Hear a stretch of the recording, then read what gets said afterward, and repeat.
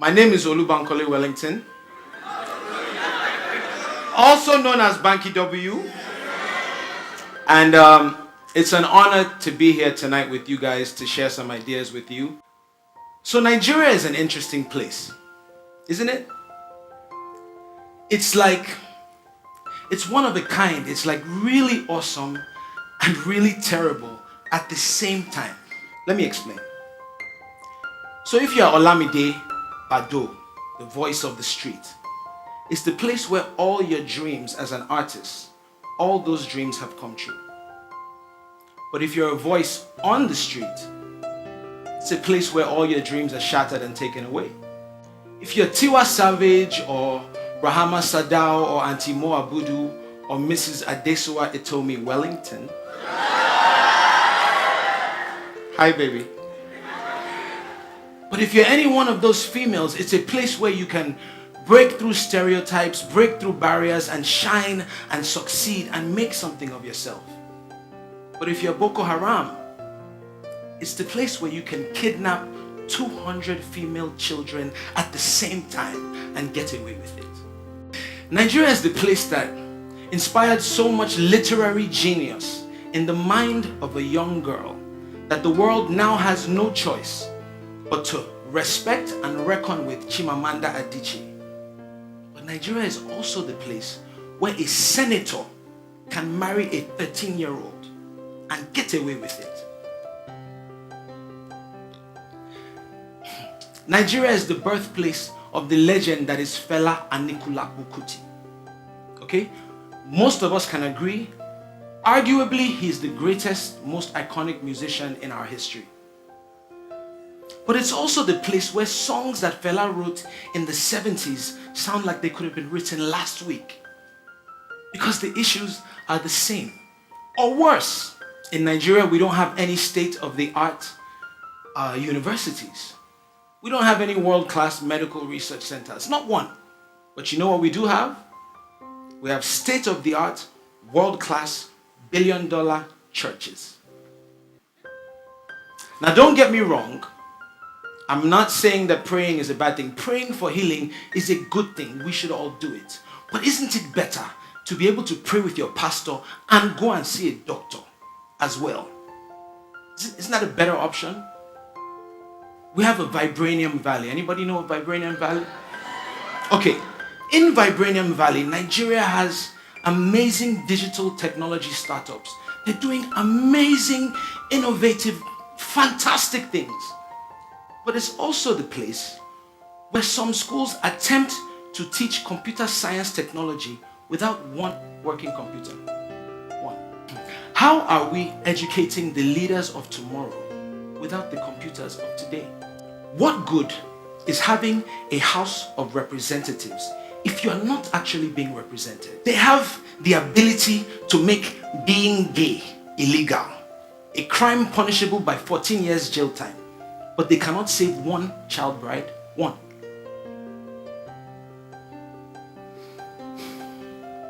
And while all these terrible things are happening, what are our leaders doing? They are potting. They are playing musical chairs with the affairs and the destiny of our country. And what are we doing? We're sitting down. We are watching. We are tweeting. We are complaining, and even worse, we are picking sides and fighting on their behalf. I have news for you. When you are in a lose-lose situation, you don't pick sides, you change the situation. But maybe it's time for this generation to say, okay, you know what, we're going to chart a new course. We have the numbers to do it. We do. But guess what? It's going to take time. Longer than 2019. It's going to take effort, it's going to take energy, it's going to take sacrifice, it's going to take work, it's going to take blood, sweat, tears, resources, money. We're going to need to give of ourselves to build something to compete. But guess what? Difficult does not mean impossible. It's possible. I have a question. Why do you think, and I really want you to think about this, why do you think politicians spend so much money bribing people to vote for them? You think they'd do that if the votes didn't count? Would anybody spend millions or billions of naira if they felt like, I'm just going to ignore the count anyway, so why waste the money? They spend the money, they go through the effort, they bribe voters and they kill each other because the votes do count. When will we realize that the more people that show up, the harder it is for any one person to sway any election result? It's time for us to have a say in our communities, in our towns, in our cities, in our states, in our country. Even if you are disappointed in every single leader that Nigeria has ever had, even if you don't yet know who you want to vote for, even if none of the candidates are quite measuring up to par, or you don't think any of them can win, or you're not happy, no problem. But your vote is your voice. You don't give your voice away because you're not yet sure what you want to say. Come on.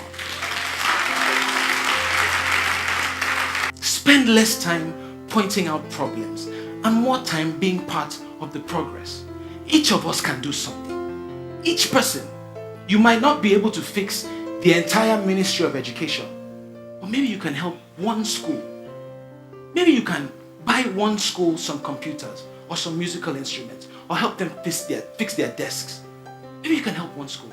Maybe you can't fund an entire orphanage, but maybe you can donate some items. They need clothes, they need food, they need money.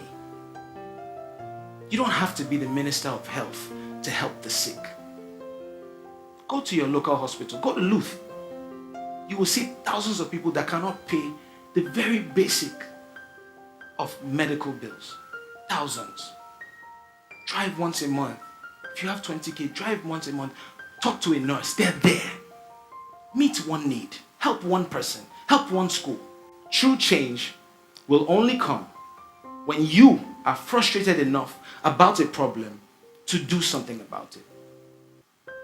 Do more than tweet. Do more than pray. We've been praying for Nigeria for what feels like an eternity. Do more than pray. It's like we've mastered the scripture that says pray without ceasing.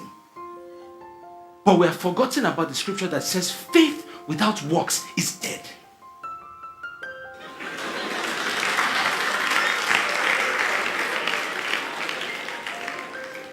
Each one of us must do what we can to make it a little better. If you really, truly, sincerely want your country to be better, fix it yourself.